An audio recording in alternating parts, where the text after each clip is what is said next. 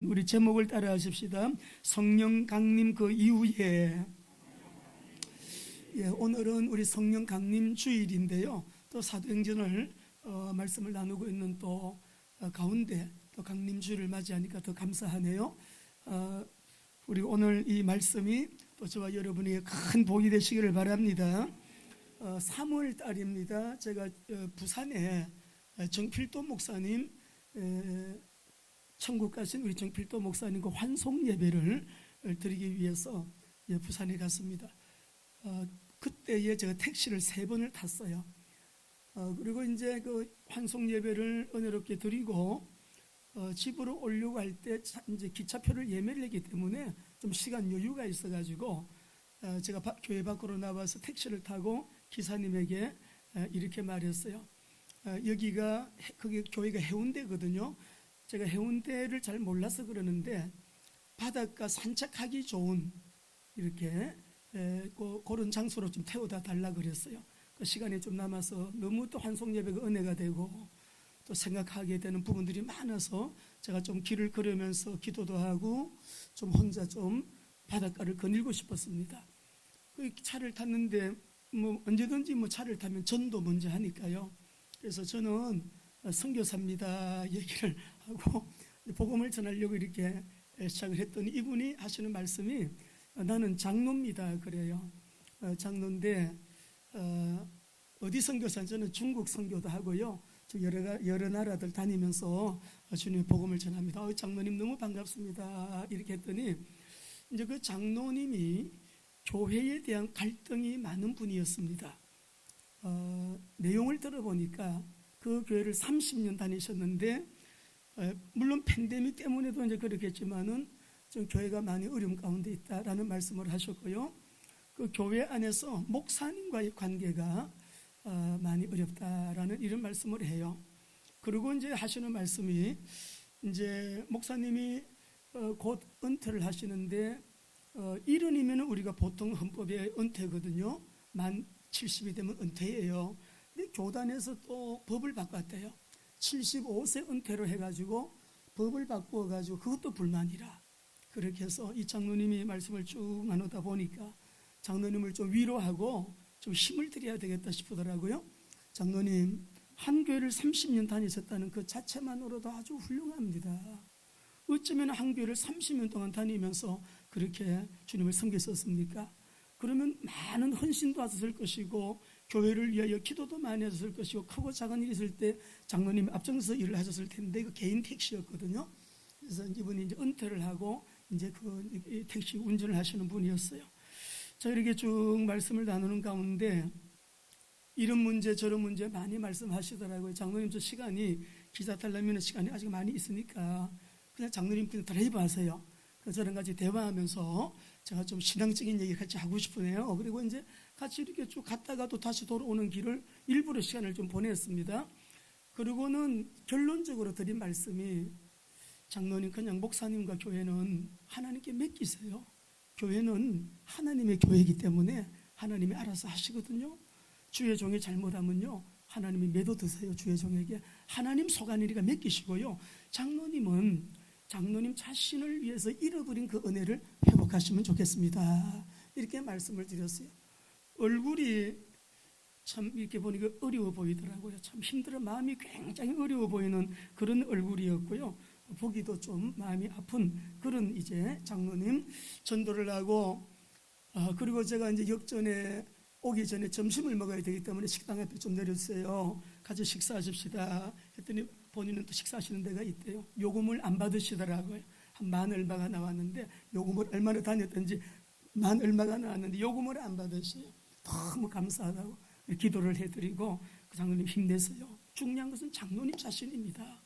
장로님이 그 원래의 임직 받으실 때에 그 은혜를 회복하시고요. 힘내시고요. 이렇게 장로님이 중요하기 때문에 은혜를 회복하시면 좋겠다. 그렇게 말씀을 나누고 좋게 그렇게 우리가 제가 내린 적이 있는데 여러분 교회를 바르게 알면 굉장히 중요한 응답을 받습니다. 교회에 문제가 보이잖아요. 가끔은 갈등도 생기죠. 가끔은 교회가 위기를 만나기도 해요. 왜 지상에 있으니까. 그런데요, 이럴 때는 우리 자신의 갱신을 먼저 생각하셔야 됩니다. 그리고 두 번째는요, 하나님의 기회를 봐야 되는 거예요.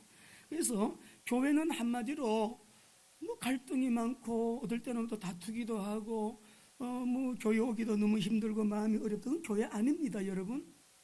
교회는 하나님의 나라를 여러분 누리고요, 하나님 나라의 일도 누리는 곳이 교회입니다.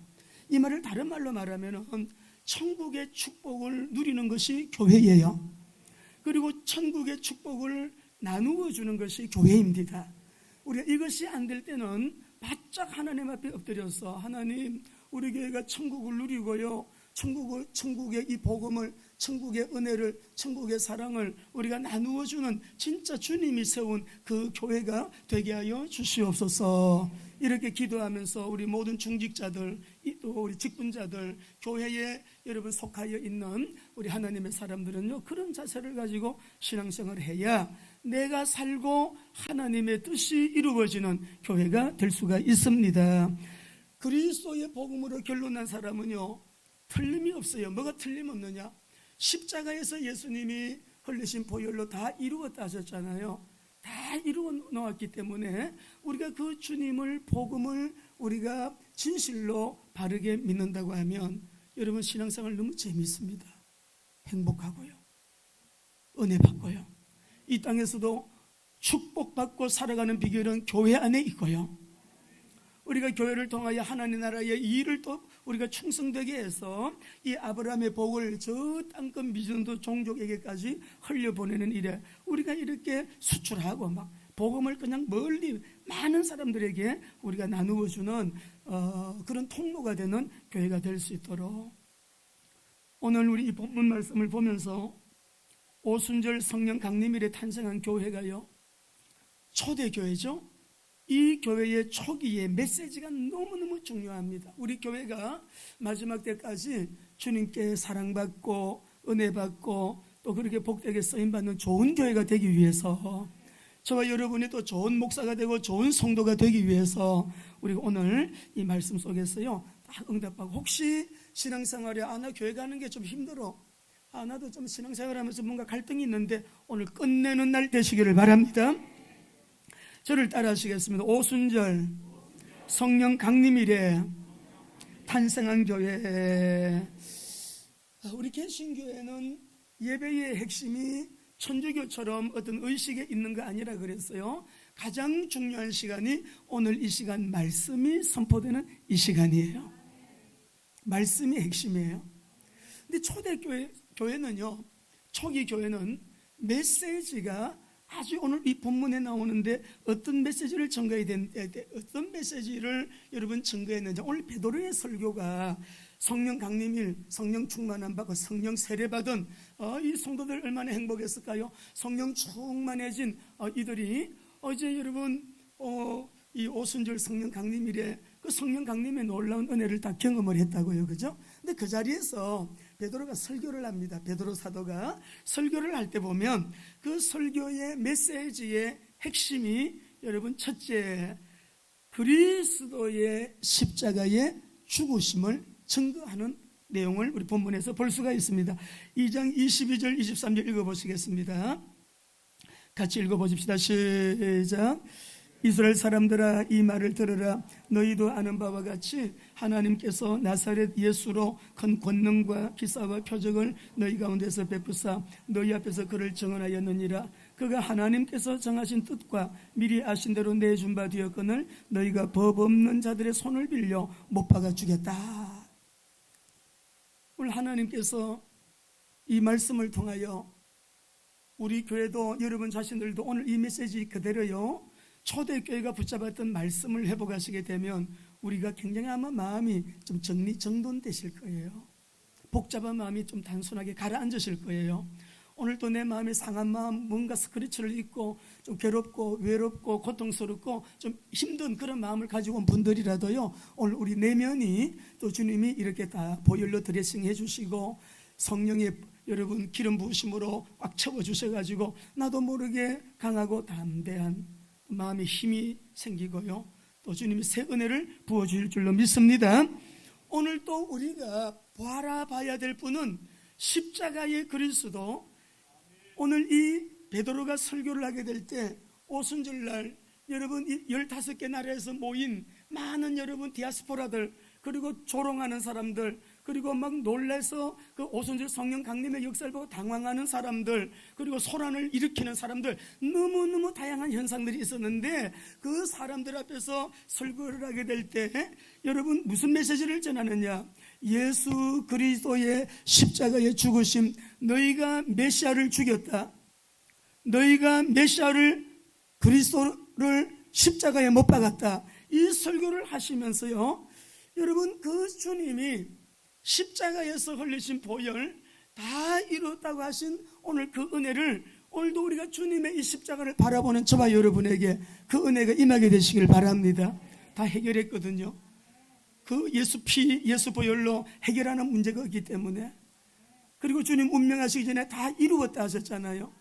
오늘 베드로가 그들 앞에 서가지고, 야, 이 성령 강림은 요엘이 예언한 대로 하나님이 언약하신 그대로 부어주시라고 한 그 성령이 이렇게 임한 것이다, 그 약속이 이루어진 것이다, 그 언약이 성취가 된 것이다. 오순절의 성령 강림의 현상을 그렇게 말씀을 하면서 너희가 십자가에 못 박아 죽인 그 예수님의 죽으심을 증거하고 있습니다. 여러분, 우리가 믿는 예수님은 2000년 전에 십자가에 못 박아 죽임당한 저와 여러분을 위해서 흘리신 보혈로 누구든지 믿기만 믿으면 영생이라고 말씀하신 그 은혜를 믿음으로 우리가 하나님의 자녀가 되어 오늘 이 시간에 예배를 드리고 있는 것이에요.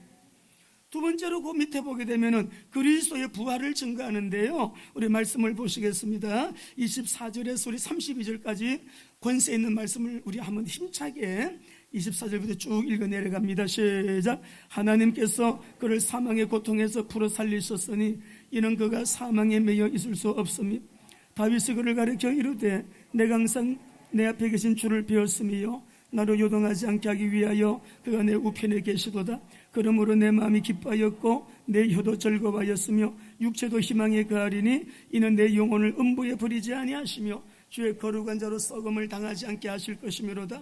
주께서 생명의 길을 내게 보이셨으니 주 앞에서 내게 기쁨이 충만하게 하시로다 하였으므로 형제들아, 내가 조상 다윗에게 대하여 담대히 말할 수 있노니 다윗이 죽어 장사되어 그 묘가 오늘까지 우리 중에 있도다. 그는 선지자라 하나님이 이미 맹세하사 그 자손 중에서 한 사람을 그 위에 앉게 하리라 하심을 알고 미리 본거로 그리스도의 부활을 말하되 그가 음부에 버림이 되지 않고 그의 육신이 썩음을 당하지 아니하시리라 하더니 이 예수를 하나님이 살리신지라 우리가 다 이 일의 증인이로다. 베드로는요, 설교를 하는 이 베드로는 예수님의 부활을 목격한 사람이에요. 무덤에 달려가서 빈 무덤 확인했어요. 부활하신 예수님 만났어요. 도마에게 야, 내 옆구리 만져봐라, 그 자리에 있었던 사람이에요. 예수님의 부활을 목격한 사람이에요. 그런데 오늘 여기에서 오순절 성령 강림, 많은 디아스포라 15개 나라 16개 나라가 모여있는 그 자리에서요, 베드로가 너무 위대한 설교를 해요. 위대한 설교를 하는데 그리스도의 십자가의 죽으심을 먼저 설교하고, 너희가 죽인 메시아, 너희가 그리스도를 죽였다. 유대인을 보고 하는 말이 너희가 죽였다. 그런데 다윗이 예언하지 않았냐? 다윗은 선지자였는데 그가 뭘 미리 봤다 그랬어요. 오늘 두 번이나 미리 본 거로 메시아가 올 것도 미리 봤고 부활하실 메시아의 부활하심도 그가 미리 다 말했다고 베드로는 설교하고 있어요. 얼마나 구약을 꿰고 있어요. 구약을 너무 잘 알고 있는 거죠. 설교하고 있습니다. 여러분, 다윗이 보통 인물이 아니죠. 구약을 읽다 보면 여러분 사무엘 상하, 또 우리 역대 상하를 쭉 읽어보게 되면요, 이 다윗은 예배를 드려도요 그 구약 시대에 신약적인 예배를 드린 거예요. 다윗의 예배는 보통 예배가 아니에요. 왜? 미리 봤어요. 예수님의 죽음도 미리 봤고 예수님의 부활도 미리 보았어요. 그런 선지자이기 때문에 성령님의 계시와 영감으로 하나님이 미리 그에게 보여주신 거예요. 예수님의 십자가의 죽으심을 설교하고 또 주님의 부활을 설교하게 되는데 시편에서는 다윗이 이렇게 고백합니다. 16장 1절에서 9절도 한번 읽어보시겠습니다. 같이요. 시작. 하나님이여 나를 지켜주소서. 내가 주께 피하나이다. 내가 여호와께 아뢰되 주는 나의 주님이시오니 주밖에는 나의 복이 없다 하였나이다. 땅에 있는 성도들은 존귀한 자들이니 나의 모든 즐거움이 그들에게 있도다. 다른 신에게 예물을 드리는 자는 괴로움이 더할 것이라. 나는 그들이 드리는 피의 전제를 드리지 아니하며 내 입술로 그의 이름도 부르지 아니하리로다. 여호와는 나의 산업과 나의 잔의 소득이시니 나의 분깃을 지키시나이다. 내게 줄로 지어준 구역은 아름다운 곳에 있으며 나의 기업이 실로 아름답도다. 나를 훈계하신 여호와를 송축할지라. 밤마다 내 양심이 나를 교훈하도다. 내가 여호와를 항상 내 앞에 모심이요 그가 나의 오른쪽에 계심으로 내가 흔들리지 아니하리로다. 이러므로 내 마음이 기쁘고 나의 영도 즐거워하며 내 육체도 안전히 살리니. 할렐루야. 이 다윗이 하나님을 얼마나 누리고 있어요. 하나님 때문에 막 견디지를 못해요. 하나님 때문에 즐거워서 어떻게 할 줄을 모릅니다. 그러면서 하는 고백이요, 10절을 읽어봐요. 예수님의 부활을 미리 내다봤어요. 시작. 주께서 내 영혼을 소홀히 버리지 아니하시며 주의 성도를 멸망시키지 아니하실 것이면이다. 예수님의 부활을 미리 내다보고요, 우리 예수님의 부활을 미리 예언했던 이 여러분 다윗 뿐만 아니에요. 우리 오늘 33절에서 34절도 읽어보시겠습니다. 같이. 사도행전 2장 33절 34절 시작. 하나님이 오른손으로 예수를 높이시며 그가 약속하신 성령을 하나님께 받았어 너희가 보고 듣는 이것을 부어주셨느니라.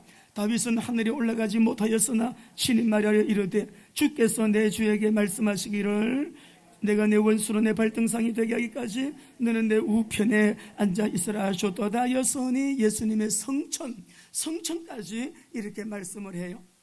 시편 110장 1절도 한번 보실까요? 다윗은 미리 봤습니다. 예수님의 성천까지 미리 봤어요. 이런 은혜를 우리에게 주시면 우리도 기도하게 되면 성령님이 계시 주시고 영감으로 미래를 보여주시는 거 있어요. 미래를 위하여 이렇게 대비해야 되겠구나, 이렇게 신앙생활 해야 되겠구나, 성령님이 그렇게 가르쳐 주시기 때문에 목회도 선교도 그런 대책을 세우면서 우리가 앞을 향하여 그렇게 나아갈 수 있는 거예요. 눈앞의 것만 바라보는 사람은 목사님 왜 저렇게 하실까? 왜? 이해가 안 됩니다. 뭔가 미리 보는 것이 있는 사람은요, 미리 준비하는 그 무엇도 있는 거 아니겠어요? 우리가 시편 110장 1절 봅니다. 시작. 여호와께서 내 주께 말씀하시기를 내가 내 원수를 내 발판이 되게 하기까지 너는 내 오른쪽에 앉아있으라 하셨도다. 예수님의 성천까지도 이렇게 여러분 다 미리 봤어요. 다윗을 통하여 하나님이 예언하셨어요. 그런저 베드로가 설교하는 핵심은 이거예요. 너희는 알아야 돼. 예수님의 죽으심, 예수님의 부활, 예수님은 성천하셔서 지금 하나님 보좌 우편에 앉아 계시는데 이스라엘아 너희가 분명히 알 것이 있다. 그게 내용이 뭐예요? 36절이에요. 그런즉 이스라엘 온 집은 확실히 알지니 너희가 십자가에 못 박은 이 예수를 하나님이 주와 그리스도가 되게 하셨느니라. 아멘. 이스라엘 온 집은 확실히 알아야 된다. 너희가 십자가에 못 박은 이 예수를 하나님이 어떻게 하셨다고요? 우리의 주가 되게 하셨습니다. 하나님이 어떻게 하셨다고요? 우리의 그리스도가 되게 하셨습니다. 할렐루야. 오늘 우리의 주가 되시고 그리스도이신 예수님께서 이 자리에 성령으로 우리와 함께 임마누엘 하시기 때문에요, 몸이 많이 힘든데요, 아픈데요, 마음이 많이 괴로운데요, 또 오늘 우리 모두가 좀 무거운 짐을 지고 나왔다 할지라도요, 매일 뚝뚝뚝 흘러내리는 주님의 보혈 아래 바짝 엎드려 있으면은 기도할 때는 여러분들 그거 먼저 아시죠? 매일 회개 먼저 해야 되니까 뚝뚝뚝 지금도 흘러내리고 있는 보혈. 마태복음 26장에 너희를 위하여 흘리는 바 곧 언약의 피, 이걸 원문에 보면 지금도 흘러내리는 피 그렇게 표현되어 있는데, 이유는 그 보혈의 능력은 주님이 못 박혀서 흘리신 그 보혈, 오늘 이 시간에도 보혈의 능력의 효력은, 보혈의 능력은 동일한 것이에요. 동일한 것이에요. 어떤 죄든지 저주, 지옥의 문제 다 해결되는 거예요. 우리 예수님이 부활하신 예수 그리스도를 우리의 주가 되게 하시고, 우리의 왕이 되게 하시고, 우리의 임금님이 되게 하시고, 우리의 그리스도가 되게 하셨다고요.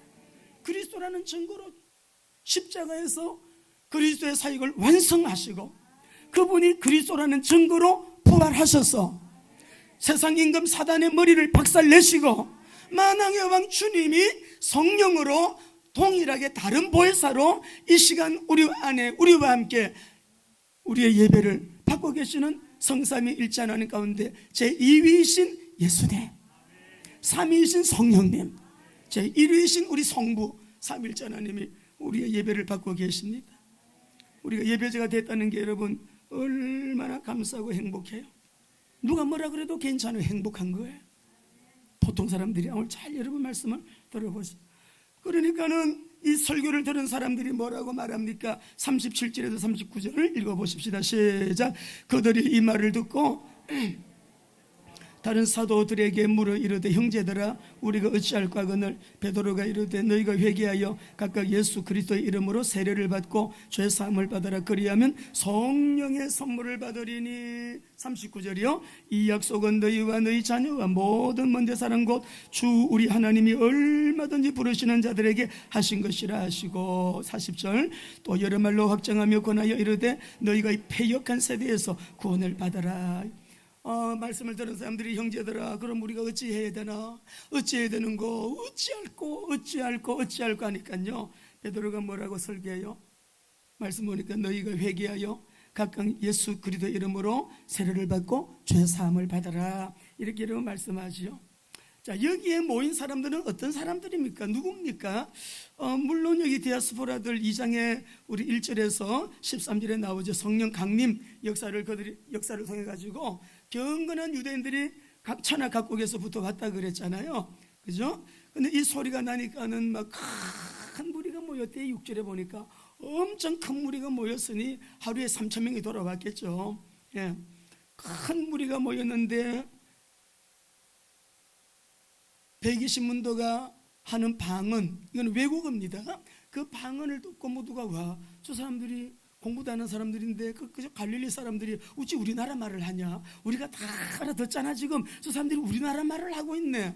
모두가 놀라고 막 소동하고, 7절에 보면 다 놀라서 신기하게 생각했대. 그런데 13절에 보게 되면은 막 사람들이 너무너무 놀라면서 당황하는 사람도 있고요. 12절에 보면 13절에는 어떤 사람은 막 조롱을 하는 거예요. 막 비웃는 사람도 있었어요. 얼마나 다양한 사람들이 있어요. 이 다양한 사람들이 다 오늘 베드로가 그리스도의 십자가의 죽으심, 부활, 성천, 그리고 그가 하나님께서 그를 주가 되게 하시고 그리스도가 되게 하심을 설교를 다 듣고 나면, 야, 그러면 우리가 어찌할꼬? 우리가 내일 수요 예배, 금요 예배, 주일 예배 나와서 예배 드릴 때마다 우리 하나님 앞에 우리가 이런 여러분 반응이 이런 리스판스가 있어야 될 줄로 믿습니다. 하나님, 그러면 제가 어떻게 해야 하나요? 이렇게 오늘 이렇게 회개하라 그러니까 그러면 우리가 어찌해야 될까요? 회개하라고 여러분 설교하지요. 그럼 우리가 어떻게 해야 되나? 지금 너희가 회개하여 죄 사함 받고 성령을 선물로 받아라. 오늘 여러분 이 메시지를 하고 있는 베드로를 저는 이번 주에 묵상을 좀 많이 했거든요.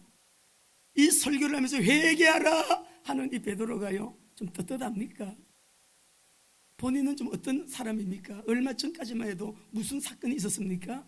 베드로가요, 마태, 마가, 누가, 요한에서 엄청난 베드로의 죄악을 기록하고 있거든요. 예수님을 부인했잖아요. 저주했잖아요. 마태복음에서 보게 되면은 그 여종이 이 사람도 예수님과 함께 있던 사람이에요 그럴 때 베드로가 한 말 기억나세요? 아니야 나 함께 있었던 사람 아니야. 나 그분 몰라. 나 이 사람이라 그랬어. 나 이 사람 몰라. 나 이 사람 모른다니까. 베드로가요 그렇게 기록했어요. 마가를 보게 되면 그것도 7절이나 이 사건을 기록하고 있어요. 여종이 베드로 보고 이 사람도 같은 도당입니다. 예수와 같은 당입니다. 아니라 나 그 당 아니야. 나 그 도당 아니야. 나 그를 몰라. 나 그를 몰라. 또 부인해요. 이 나가는 그렇게 기록을 7줄이나 하고 있어요. 누가복음도 보게 되면 너 함께 있었지? 함께 있었던 사람 많다. 아니라 나는 함께 있었지. 근데 요한복음을 읽으면서 저는 너무너무 마음이 아팠어요.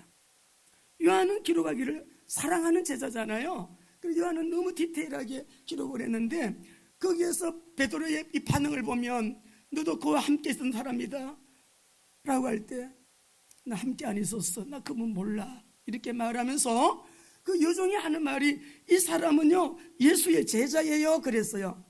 예수의 제자예요. 2번이나 그럽니다. 그러니까 베드로가 하는 말이 아닙니다. 나는 그 사람의 제자 아닙니다. 2번째 맞아요. 너 그 사람 제자잖아. 우리가 봤다니까.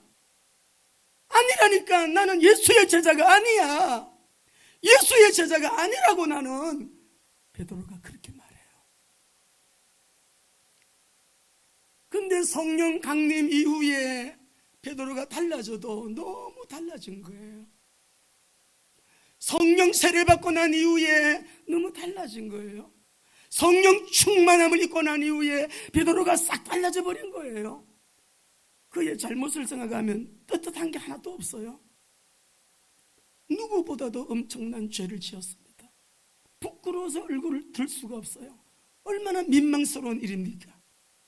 그런데요, 회개하고 사람들이 막 돌아오는데 하루에도 3,000명이 돌아와서 개정전 성경에는 3,000명의 제자가 되고 세례를 받았다 그랬어요. 신자가 3,000명이나 늘어났대요, 이 개역 성경에는. 그런데 오늘 여기에서 저 여러분이 꼭 기억하실 거 있습니다. 무엇이냐면 하나님은 성경을 보시면 구약이라고 율법이 아닙니다. 율법 속에 있는 하나님의 사랑을 여러분이 보실 줄 알아야 돼요. 제사법이 5가지 제사법이 있는데 그 제사법 가운데도 보게 되면 하나님이 죄인을 민망스럽게 하시는 분이 아니라는 거 알 수가 있어요. 어떤 죄를 범했든지 간음죄이든지 도둑질이든지 여러분 다른 사람을 여러분 폭력한 죄이든지 여러분 속건죄 같은 경우는 성막이 교회 안에 들어와서 여러분 이렇게 성물을 잘못 만진 거라든지 이런 거 거룩한 성물 같은 거를 잘못 다루었을 때 성기구에 여러분 지은 죄까지도 다 속건죄를 드리라 그랬거든요. 그런데 오늘 여기에서 저와 여러분이 성령 강림 그 이후에 예수님의 십자가의 죽으심, 부활하심, 성전하심, 그가 우리의 주가 되시고 그리스도가 되셨는데 그리스도이신 예수님 안에서는 저와 여러분이 어떤 존재가 되었는가 한번 확인해 보십시다. 우리 레위기를 한번 읽어보시겠습니다. 6장 25절이에요 우리 하나님은 죄인을 민망하게 만드시는 분이 아니십니다. 죄인을 볼 때에 난처하게 그렇게 여러분 만드는 분이 아니시다 이 말이에요. 자, 죄를 지은 사람이 짐승 제물을 잡을 때 어디에서 잡는가를 한번 보십시다. 같이 한번 읽어보십시다. 시작. 아론과 그의 아들들에게 말하여 이르라. 속죄제의 규례는 이러하니라. 속죄제 제물은 지극히 거룩하니 여호와 번제물을 잡는 곳에서 그 죄를 하나님 앞에 엄청난 죄를 짓고 속죄함을 받으려는 사람은 어디서 제물을 드리라고요? 번제물을 잡는 곳에서 드려라. 장소를 딱 정해놨지요. 한 절 더 읽어봅니다. 7장 2절 맞습니다. 시작. 번제물을 잡는 곳에서 속건제의 번제물을 잡을 것이요 제사장은 그 피를 제단 사방에 뿌릴 것이며. 속죄제와 속건제는 자기가 하나님 앞에 죄를 했을 때는 속죄제물을 가지고 제사드려도 속건제는 이웃이나 어떤 하나님의 성막이 성전에 잘못 여러분 물건을 만졌거나 죄를 지었을 때 드리는 것인데요, 어떤 죄를 지었든지 간에 번제물을 드린 데서 제사를 드려. 14장 13절도 읽어봅니다. 레위기 시작. 그 어린 순양은 거룩한 장소고 속죄제와 번제물을 잡는 곳에서 잡을 것이며 속건제물은 속죄제물과 마찬가지로 제사장이 돌릴지니 이는 지극히 거룩한 것이니라 이렇게 말씀을 해요. 그러면 제물을 드리는 곳이 장소가 어디냐? 레위기 1장 11절을 읽어보시겠습니다. 같이요. 시작. 그가 제단 북쪽 여호와 앞에서 그것을 잡을 것이요 아론의 자손 제왕들은 그의 피를 제단 사방에 어디에서 드리라 그래요? 제단 북쪽에. 이 말이 무슨 말씀이냐 그러면은요, 번제단을 기준으로 하게 될 때 번제단 이 동쪽은요 성막들 문 휘장이 있는 곳이에요. 서쪽은 그림이 기억나시나요? 물두멍이 있는 곳이에요. 물두멍. 동쪽은 뭐냐 그러면은 제물을 드리는 계단으로 올라가는 쪽이에요. 근데 북쪽이 어디냐 그러면은 북쪽에서 드려라 번제물을 드리는 장소에서 죄를 범했을 때 하나님 앞에 죄를 범했든지 이웃에게나 성물을 잘못 만졌거나 속건제사를 드려야 될 그런 죄에 걸린 사람들은 모두 제물을 북쪽에서 드려라 이렇게 말씀해요.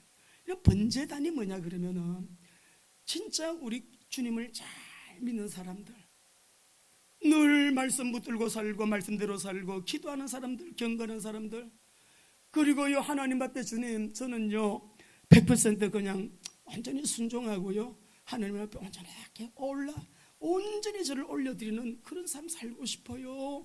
자원에서 하나님께 드리는 제사 제물이 이 번제물이에요. 자원 제물이에요. 죄를 져서 드리는 게 아니에요. 자원 제물이에요. 헌신 제물이에요. 헌신 제물이에요. 아무나 헌신합니까? 아무나 하나님께 드려집니까? 그런데 이 죄인 보고 너도 번제단에서 번제물을 드리는 사람들이 제물 드리는 북쪽에서 드려라 이 말이에요. 왜 하나님께서 죄를 지은 사람에게 북쪽 같은 자리에서 드리라고 하느냐? 자발적으로 자원제를 드리는 번제단에서 그 북쪽에서 드리라고 하느냐? 하나님이 이 영광 받으시는 그 자리, 제물을 받으면서 번제물을 받으면서 영광 받으시는 그 자리에서 죄인들이 제물을 드리라고 하나 이 말이에요. 북쪽에서는 속죄제 드리고 속건제 드리고 화목제물 드리고 북쪽에서 다 제물을 잡아서 드리라. 왜 그렇게 하시나요? 오늘 우리 사랑하는 귀한 성도 여러분, 우리 주님은 저와 여러분의 허물과 연약함, 우리의 죄를 다 알고 계십니다. 어린 유아 시절 때 지은 죄, 청소년 때 지은 죄, 청년기에 지은 죄, 중년기에 지은 죄, 장년이 될 때까지 제일 연세 높으신 분은 얼마나 되시겠어요? 지금까지 우리가 지은 죄 하나님은 전지하시기 때문에 기억하실 수 있죠. 근데 이 죄 문제만큼은 동이 서에서 먼 것처럼 주님께서 멀리 던지셨다. 동과 서가 여러분 거리가 얼마나 되나요? 이쪽 우주벽과 저쪽 우주벽이 여러분 몇 광년이라고요? 100억 광년이 넘는데 그걸 어떻게 찾아내요? 옮겨버렸어. 근데 오늘 여기에서 하나님이 제사를 받으시고 영광을 거두시는 제물을 드리는 그 번제단에서 이 죄인들 속죄제를 드리고 속건제를 드리라 이렇게 여러분 말씀을 하셨는데, 이 이유는 무엇이냐 그러면은 우리 하나님께서는 누가 봐도 너가 어떤 죄를 지었는지 아무도 모르도록, 누가 봐도 너가 무슨 죄를 지었는지 아무도 모르도록, 아무도 알지 못하도록 하나님이 영광 받으시는 그 북쪽 제물 드리는 그 자리에서 네가 제사를 드리라 이 말이에요. 하나님의 그 청량할 수 없는 사랑, 은혜 아니겠습니까? 번제물을 드리는 그 자리에서 아무도 누구도 알지 못하도록, 어떤 우리가 허물을 가지고 나와도요 어제의 문제예요. 연연하지 마세요. 회개했으면 끝난 것이에요. 누구도 그 죄를 가지고 주님은 추궁하고 너 왜 그랬어 그렇게 우리를 난처하게 만들지 않는다 이 말이에요. 민망스럽게 만들지 않는다 이 말이에요. 우리 주님께서는 우리의 그 죄를 보혈을 의지하여 회개하는 자에게 그냥 패싱, 그냥 여러분 지나가게 해주신다 이 말이에요. 동이서에서 먼 것처럼 옮겨주신다 이 말이에요. 이 놀라운 은혜를 우리가 생각하게 될 때 우리 예수님도 보세요. 베드로가요 나는 몰라요. 난 그 사람의 제자가 아니라니까요. 그 사람과 함께 안 있었다니까요. 나 그 사람 도무지 몰라요. 나 그 사람 제자 아니야 했던 사람, 예수님 만났을 때 뭐 했어요? 여전히 가서 고기 잡고 있는 이 요한을 찾아가셔가지고, 베드로를 찾아가셔, 그 제자들을 찾아가셔가지고 고기 많이 잡았느냐? 오른쪽으로 던져봐라. 많이 잡을 것이다. 그때는 예수님인 줄 몰랐어. 진짜 오른쪽으로 던졌더니 배가 막 너무 고기가 많이 잡혀가지고요 가득하게 된 거예요. 먼저 미리 오셔가지고 생선을 구워놓고 떡을 구워놓고 오늘 잡은 것 좀 가지고 와봐라. 떡을 떼주면서 먹으라고 주시고 생선을 떼주면서 먹으라고 제자들에게 주시던 예수님, 한 번도 너 왜 그랬어? 너 내 제자라며? 죽을지라도 나는 주님을 안 떠나게 해놓고 그렇게 할 수가 있냐? 없어요. 그런 거 뉘앙스도 없어요. 다 떼주시면서 먹이시면서 우리 예수님께서 내 양을 먹이라고, 내 양을 치라고, 내 양을 먹이라고, 그 누구도 감히 할 수 없는 하나님의 나라의 일을 미션으로, 사명으로 이 제자에게 부탁하신 예수님, 죄인을 민망스럽게 만들지 아니하시는 우리 주님, 우리 주님이십니다. 그분이 우리의 그리스도이십니다. 과거에 묶이지 마시고 자유하시고 오늘도 우리를 자유케 하시려고 자유를 주신 그리스도, 오늘도 복음 안에서 참된 자유를 누리시게 되시기를 바랍니다. 성령 세례 받은 그 이후, 성령 강림 그 이후에 비로소 베드로가 참 수제자 베드로가 된 거예요. 우리가 성령 받지 않으면 주님의 제자가 될 수가 없어요. 성령 받은 그 이후에 진짜 순종이 나오고요, 진짜 그리스도를 위해 살게 되고요, 진짜 전도 제자가 되고요, 진짜 선교 제자가 되고요, 진짜 하나님의 나라를 위하여 하나님의 나라의 일을 할 수가 있는 것입니다. 우리 마지막 읽고 기도하시겠습니다. 41절 같이 읽고 마치겠습니다. 41절 42절입니다. 시작. 그 말을 받은 사람들은 세례를 받으며 이날에 신도의 수가 3,000이나 더하더라. 그들이 사도의 가르침을 받아 서로 교제하고 떡을 떼며 오로지 기도하기를, 우리 교회가 이렇게 되기를 우리 함께 기도하십시다. 사도들의 가르침을 받아, 이 말이 뭐냐면요, 사도들이라고 나왔지만 원문에는 단수로 나와요. 사도가 여기서 가르침을 따라, 이 말은 가르침들을, 이거는 복수로 나와요. 사도는 복수로 아포스톨론이라는 말인데 가르침은 단수 디다케거든요. 단수예요. 이 말이 뭐냐 그러면은, 사도들은 많이 있으면 12사도잖아요. 사도들은 여러 명인데 입에서 나오는 말이 다 똑같아. 가르침이 다 똑같아. 가르침은 단수라, 하나의 메시지라. 예수님의 십자가, 예수님의 부활, 예수님의 성천, 그가 바로 그리스도시다. 그리스도이신 예수님. 세상은 주님이 필요해요. 세상은 그리스도이신 예수님이 필요한 것입니다. 교회는 하나님의 나라의 일을 하는 것이 교회인데, 예수님의 십자가, 주님의 부활, 그리스도이신 예수님을 우리가 열방과 세계 가운데 증거하면서요, 하나님의 나라를 확장해 나가고요, 마귀의 일을 멸하기 위하여, 예수님 마귀의 일을 멸하기 위해서 오셨다 했잖아요. 요한일서 3장 8절에 우리 교회가 끝날까지 여러분들이 그렇게, 올해도 벌써 6월달이 됐네요. 우리 남은 또 시간들도 하나님 갈보리산 사건과 그 언약을 붙들고 다 이루었다, 딱 복음으로 언약 잡는 거예요. 감남산 언약 세계 복음화예요. 임마누엘 세계 선교 딱 언약 잡는 거예요. 우리도 어떻게 하느냐, 우리 제주 지교에서 왔는데 손 들어봐요 한번. 비행기가 좀 늦게 도착했죠. 그래요. 오늘 내일 여기가 무슨 일이 있어서, 모임이 있어가지고 우리 오후에 인사 나눕시다. 이 언약을 붙들고 전혀 기도하는 그 사람, 여러분 이 메시지 다 함께 듣고 계시죠? 근데 기도하러 나오는 사람들은 지극히 소수예요.